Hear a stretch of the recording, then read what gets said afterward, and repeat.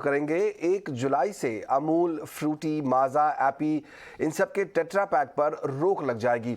सूत्रों से मिली एक्सक्लूसिव जानकारी के मुताबिक सरकार कल तक इस फैसले का ऐलान कर सकती है।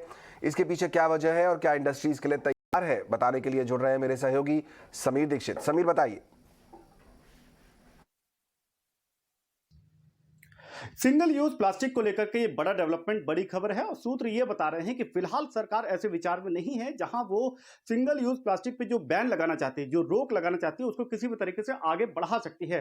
सूत्रों के मुताबिक सरकार पूरी तरीके से प्रतिबद्ध है कि वो जुलाई से ही सिंगल यूज प्लास्टिक के इस्तेमाल पर रोक लगाना चाहती है और इसी दिशा में बायोडिग्रेडेबल प्लास्टिक के लिए जो क्वालिटी कंट्रोल ऑर्डर्स जारी करने हैं वो सरकार 15 जून तक जारी भी कर सकती है। ये बायोडिग्रेडेबल प्लास्टिक दरअसल एक ऑल्टरनेटिव, एक विकल्प के तौर पर, जो सिंगल यूज प्लास्टिक है उसके विकल्प के तौर पे इसको उसके क्वालिटी कंट्रोल ऑर्डर्स तैयार किए जा रहे हैं। हम सभी को पता है कि सिंगल यूज प्लास्टिक के अलग अलग जो फॉर्म्स हैं, जिस रूप में उनका इस्तेमाल होता है, चाहे वो आइसक्रीम कैंडी हो, प्लास्टिक स्ट्रॉ, प्लास्टिक कटलरी, इन तमाम रूप में इनका इस्तेमाल बहुत ज्यादा होता है और इसी के लिए एक विकल्प के तौर पे बायोडिग्रेडेबल प्लास्टिक के क्वालिटी कंट्रोल ऑर्डर जो है वो सरकार लाना चाहती है। लेकिन अगर इसी विषय को इंडस्ट्री के नजरिए से देखें तो इंडस्ट्री लगातार सरकार से अपील कर रही है कि जब तक सिंगल यूज प्लास्टिक का एक विकल्प नहीं है, एक ठोस उसका ऑल्टरनेटिव नहीं है, तब तक सरकार इस बैन को आगे तकरीबन 4 से 6 महीना बढ़ा दे।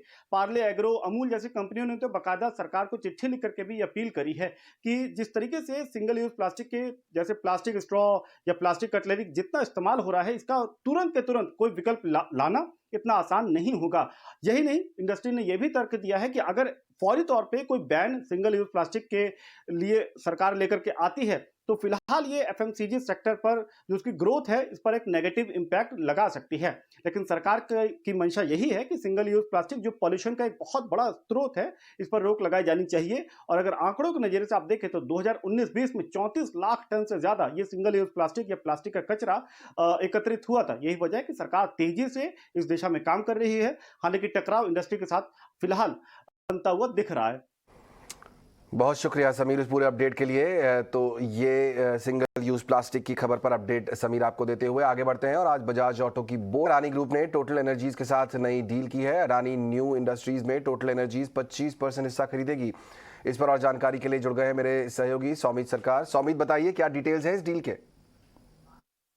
तो अगर आप देखेंगे तो टोटल ग्रुप है वो करीब 25% स्टेक खरीदने वाली है अडानी एंटरप्राइजेस की एक Holi own subsidiary Adani new industries limited में। अब ये जो स्टेक टोटल ग्रुप खरीद रहा है वो अडानी एंटरप्राइजेस से खरीद रहा है। मतलब इसका मतलब ये हो गया कि अडानी एंटरप्राइजेस में कुछ तरह का फंड इन्फ्यूजन होगा। वो कितना फंड इन्फ्यूजन होगा वो अब तक कंपनी ने डिस्क्लोज नहीं किया है, बट ये 25% स्टेक है। क्या वैल्यूएशन पे जा रहा है ये अब तक कंपनी ने डिस्क्लोज नहीं किया, तो ये डिस्क्लोजर आना अभी तक बाकी है, तो ये ट्रैक करना होगा। उसी के साथ कंपनी ने ये भी कहा है कि अडानी न्यू इंडस्ट्रीज जो है उसका एक काफ़ी एम्बिशियस कैपिटल एक्सपेंडिचर प्लान है। वो एक्सपेक्ट कर रहे हैं कि करीब $50 बिलियन वो इन्वेस्ट करने वाले हैं green energy, green hydrogen ecosystem में अगले 10 साल के लिए।